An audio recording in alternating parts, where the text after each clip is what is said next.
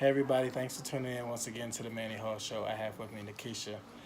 I honestly don't know all the great things that she's doing, but I know that she's an author for sure, and I know that she be helping the kids. Yes, indeed. So she's gonna tell us all the other things. So since me and the rest of y'all might be in the dark, we're gonna find out more interesting things about this woman's journey. Okay. All right, Alrighty, let's get started. let's go, Manny Hall Show. Peace. Oh, that's a vibe. Oh, it's a vibe. And that's a vibe. Hey, how are you? Finding you. Please tell the people your name and what you do. My name is NaKeshia Nickerson.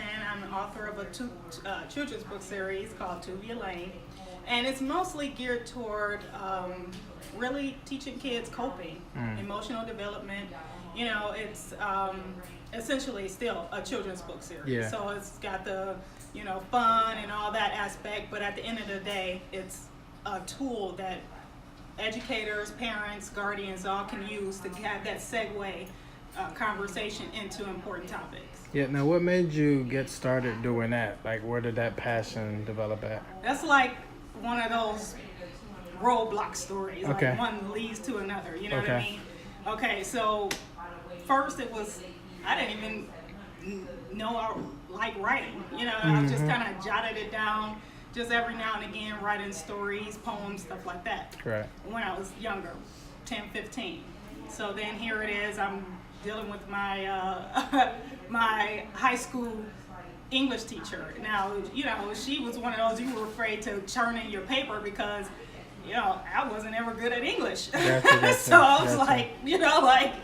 afraid of what score I'm going to get. Yeah. So then I made it through that class. I got to college, and the same kind of thing happened. I found myself kind of needing after school or after class help with my professors, and thankfully she gave it to me. She took the time, sat there and said, hey, well, come on after the class, I'll sit down and we'll go over some things. Gotcha. And I don't remember her name, and that hurts my heart, but I remember her face because I remember the time we spent and the time that she spent. She didn't have to.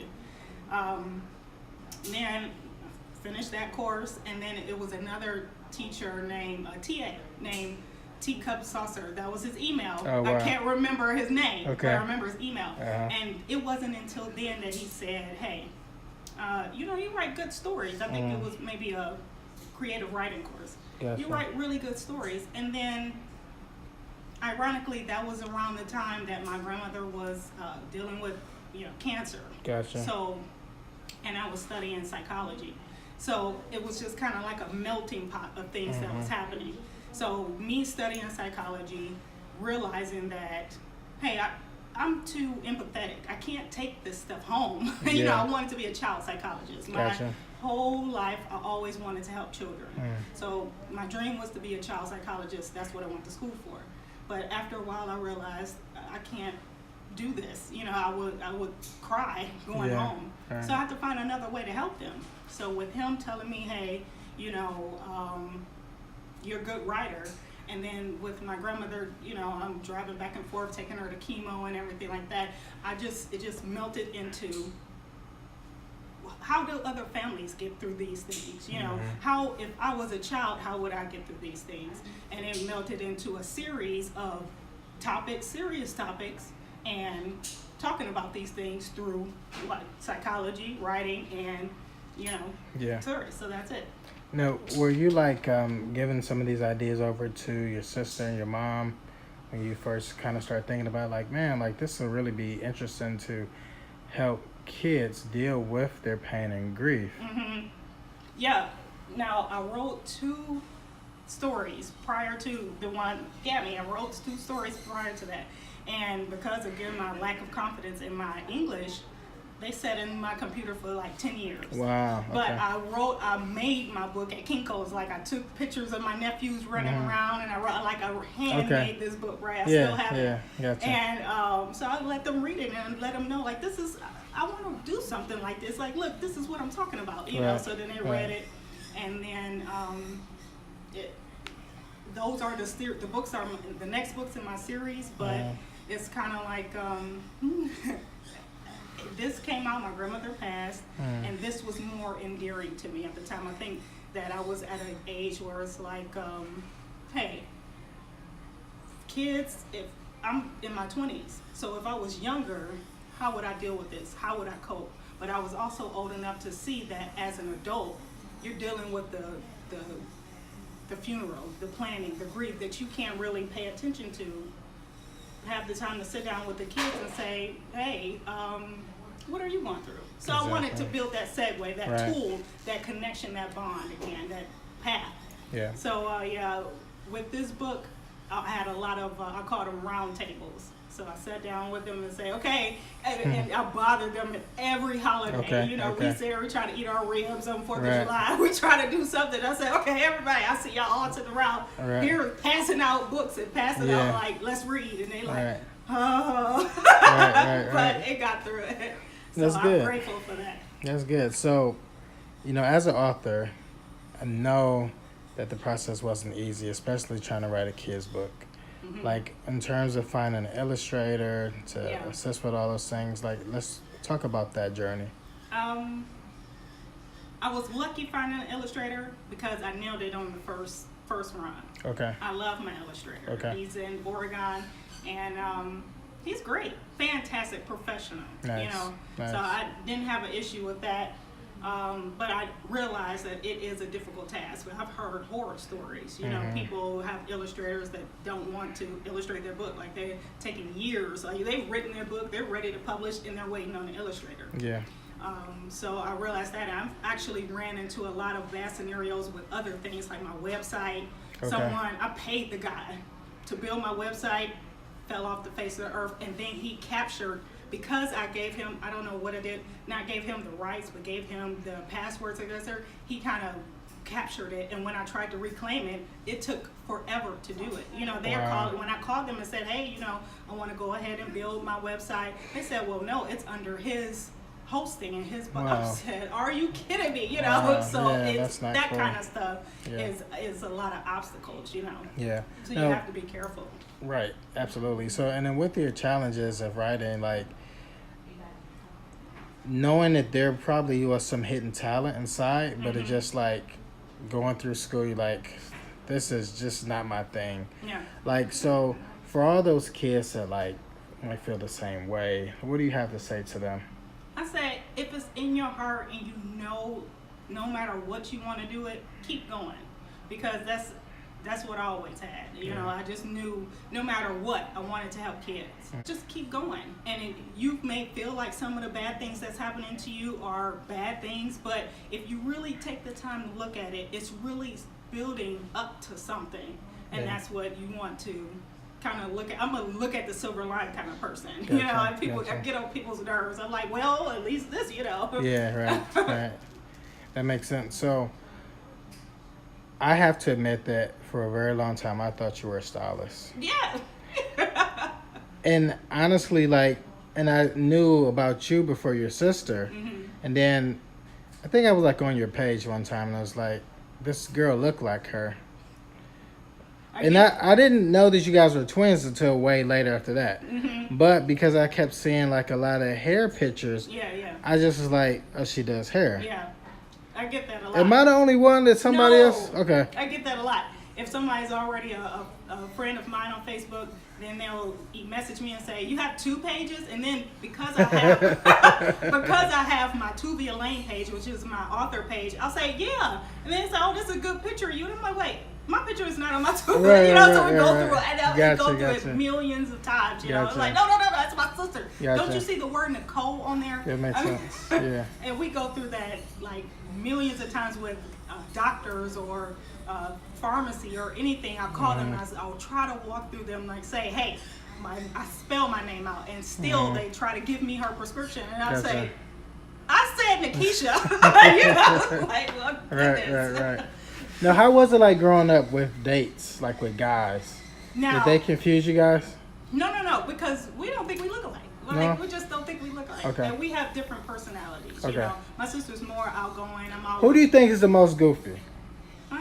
I think I'm the most goofy, but she's the most outgoing. Okay. Now, let me tell you. In high school, she was the one pop locking and talking. I had to go snatch her butt up off the dance floor. I'm like, girl, get up. So that's the kind of thing. Like moving people out the way because they'd be in the crowd. Give my sister back. Yeah, she watching her, she percolating and all that. So I'm going in the crowd like, who they looking at? This my sister. Don't get off the, you know.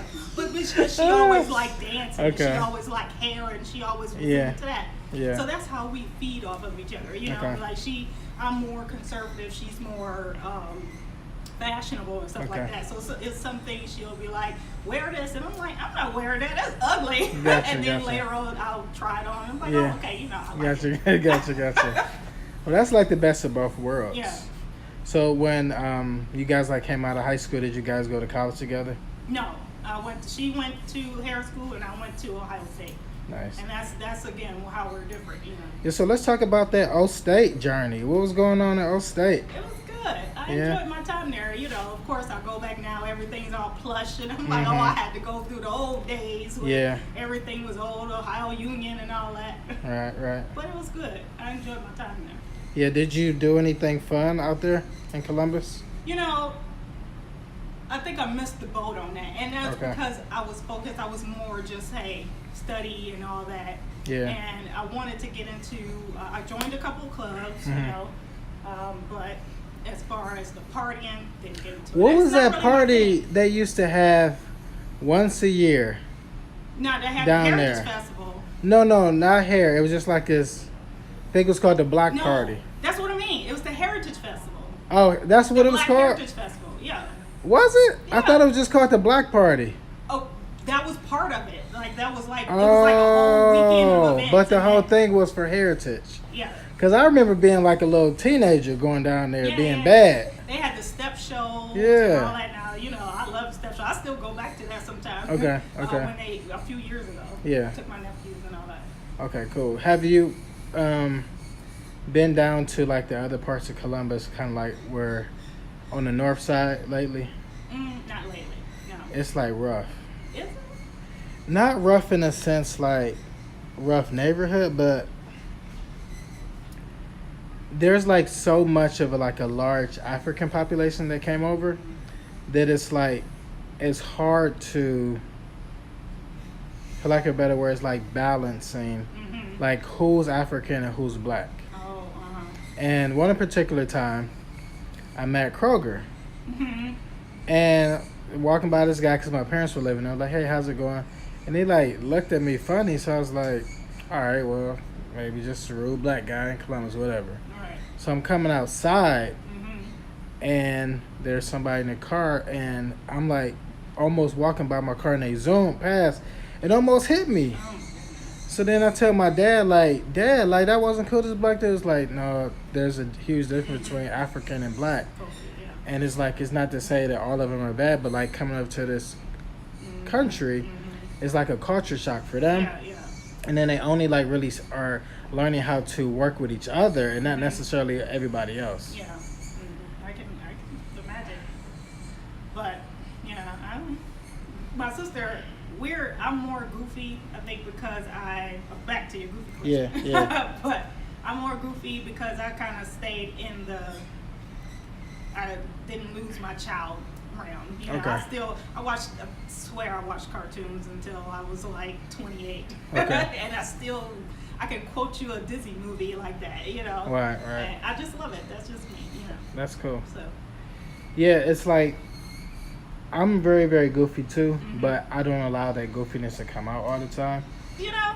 And I really, like that, yeah. I really should in more instances because sometimes people think that I might be like stuck up. Yeah. And I'm like, no, I'm not. Like I'm trying to control the goofiness because if it come out, I might not stop laughing this whole time. Right. You might think the same of me. Right.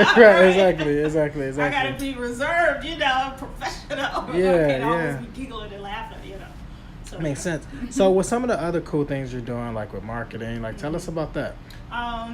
I do marketing for small businesses, mainly my church, Olivet. I'm in the backgrounds doing that. I've been doing that as a ministry for years. Nice. So I really enjoy it, but mostly other little small companies, myself mainly.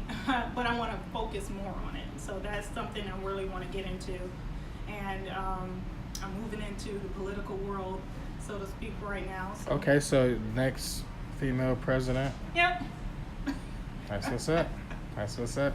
So, like, what are you doing, like, right now? Like, are you trying to, like, do city council? Oh, Central Committee. Central, what is County that? Central Committee. So that's basically, okay, it's 3 main jobs basically you have with that. You know, one being that you elect the executive committee. And Okay. those are the people, you know, how they just had the people who were sponsored by the Democratic Committee. Yeah. Heard that, yeah. Those are the people who elects those people. Gotcha. So also, you have the people who stepping down or retire or pass away, unfortunately, during the middle of their term. Okay. Then the Central Committee are the people who would elect the next one, you know, Okay. because there's no election coming up. Okay. Because my term will be for a year, someone else's term will be a year, 2 years. Now, what 4 made you years. want to get into that? You know, I was reached out to by Mayor Trevor Elkins. Okay. So I've never thought about being into it, but he reached out to me and said, hey, you know, I want to nominate you for this position. So I said, at first, what is it? I was apprehensive. I'm like, let me do my research. Right. And we talked a lot, and, you know, I was interested. I said, let me try it. I think I'll like it. Yeah. Now, I don't know if you know, but I interviewed your sister, and I had asked her, what does she find most impressive about herself? And I don't remember her answer. But I want to ask you the same thing. What do you find to be the most impressive part about who you are? I would say my resilience. The fact that no matter what, I keep going. You know, it's been a lot of obstacles. You know, it's been a lot of just things that could set me back, could set the next person back easily. But I won't stop. You know, I won't, because I always feel like, and it's a saying, you know, my goal is greater than my struggle. That's one of my favorite sayings. And then just keep that in the back of my head and just keep pushing, you know.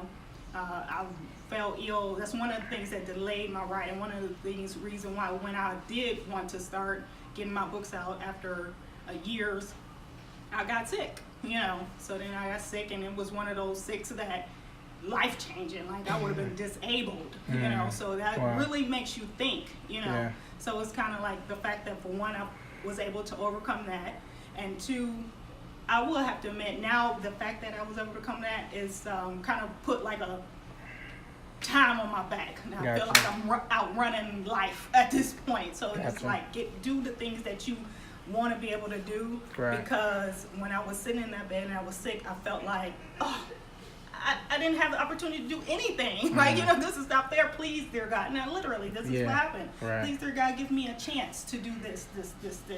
So it's like, okay, refresher, I have this chance. Do it. Don't wait. Don't sit there. Now you're on your deathbed. Now you sit on your disability bed, and now you're wishing you had the chance. Well, I got the chance, and I'm going to do it. Why do you think people wait so long to come to this particular epiphany? Fear, you know. And, you know, my aunt would say fear is not of God, so you should not be fearful, but fear is natural. Yeah. So I think fear of just safety, you know, you get safe at your 9 to 5, you know that check is coming no matter, even if it's not enough, you know it's coming. Right. You get fearful that of rejection, that you fear that, oh, my idea is not good enough, or you have nothing to offer, or it's too hard. It's all fear. I think it all draws back to fear. Yeah. So when you want to give up, what tells you no? What alternative do you have? What's the alternative? If you give up, I can give up right now. Then next year or a year from now is like, I did nothing these last 2 years when I could have just kept going. You know, it's like, go back and do nothing, or give up, or just keep going, and at least you got somewhere and did something. I want to be at the end of this stage, end of the day, be proud of myself and keep going. Yeah, because it's not easy all the time to keep going. It's not. You know, it's not. And I saw that Facebook post that I put up. Yeah. It just like was just really one of those days and one of those weeks where it's just like stuff was just extremely tough for me, and start thinking about the show like, I ain't getting paid for this show. I'm sitting up here running around the city trying to help somebody else. This is getting old. Like, and then I looked on YouTube trying to do some research. Like, Yeah. how was people getting paid? Right, So right, they said right. you had to have 40,000 hours, 1,000 subscribers. I'm like, Right. Lord, I believe you, but this ain't happening right now. So I'm Right. gonna put this to the side. Right. And then it was just like, you know what, y'all? I'm thinking about just stopping this. But you And can't. no, I can't. Like, I Because got to again, keep going. What would have been the alternative? You stop now, and then a year later, 5 years later, you're thinking like, oh, if I would have kept going. Mm-hmm. Or Yeah, 5 years later, now you at 10,000, 20,000, and you be like, Yeah. I kept going. You know, That's what's right. the You better alternative? speak that. Yeah. You got to keep going. At the Right. end of the day, at least you can say, this is my product. That's you know, it. it's never going to be where you want it to be, I think, ever. But you can always say, this is mine, and this Yeah. is what I work for, and this is what I have to offer. And That's right. That's it. So you're a preacher too? Yeah. Hey, we are part of my ministry is watching my sermons every Sunday, so I get my word Right, every right. week. You know, I'm like, say that, pastor. You know. Nothing wrong with that. So what books are you reading other than Gammy every night? Right, you know. Plug. You know. I'll read mostly articles Okay. because they're ever changing. You know, you stay abreast on things that's new. Right. I think books are, if they wrote it 5 years ago, then that's where the mindset was at. And then you only be in the mindset of that person. Now, That's true. don't get me wrong, I love my Zora Neale Hurston, Toni Morrison, and it's another book that I think every woman should read. It's called Fierce Woman, How to Be a Soft Warrior. Every woman needs a copy of that.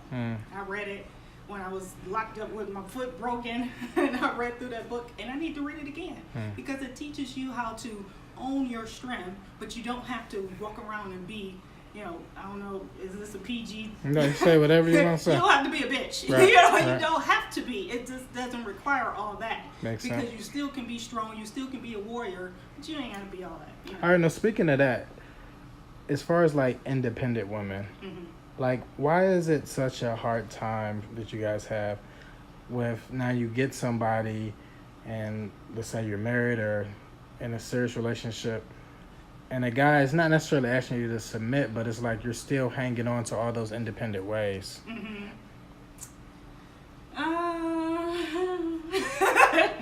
Is it just because you guys have been It's single? been So long, and Okay. see, that's why I just made that face because you coming up over, what are you, Oprah or something? You was sitting there and making I'm on Oprah's couch now. Right. That's one of my struggles. Gotcha. You know what I mean? I feel like I've been single and by choice. It's only because I'm focused on me. Gotcha. And then now I'm a little fearful because by the time I get to this, it's gonna be like, I don't want to. Yeah, you yeah, know, but makes I'm sense. still open to it. I'm Gotcha. still open, and I still want to do what I want to do. So, I mean, not like that. No, I I'm gotcha. open to. I know the reason and the logic behind the submission. You know what I mean? I think it's a 50-50 thing. You know, he's submitting to you as much as far as being listening. I want somebody who would listen and understand, and then, you know, you can submit and trust that person who will lead. Yeah. But I think, by the time you're busy being a strong woman, and then 10 years down the line, it's like, well, I already got it. It's like, for real, bro, I don't really need you, but you Right. you around, you cool, but isn't it all about you want somebody who wants you, not need you? And then Yeah. that's what it's supposed to be all about, right? yeah, I guess that's true. But it's a balance. But we're not going to talk about relationships all for the rest of the show. That's so. your other business.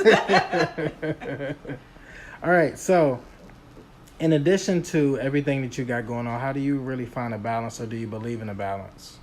Yeah, I believe in a balance. Okay. I'm like a Uber organizer. You know, I believe in sticking to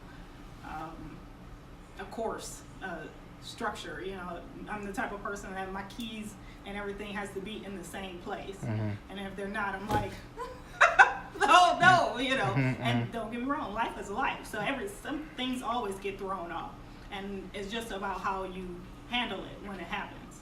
You Yeah. know. So, say for instance, I have not written for. I also write for Huffington Post. well, not Huffington Post, Thrive Global, which is the spinoff of Huffington Post wellness site. Okay.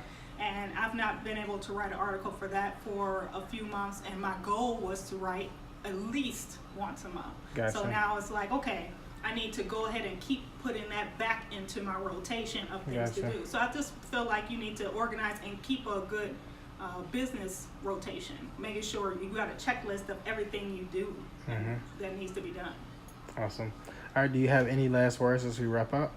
No, I think it's just stay focused, stay the course of what you want to do, and negativity, you can't allow negativity into your life because it sucks you dry.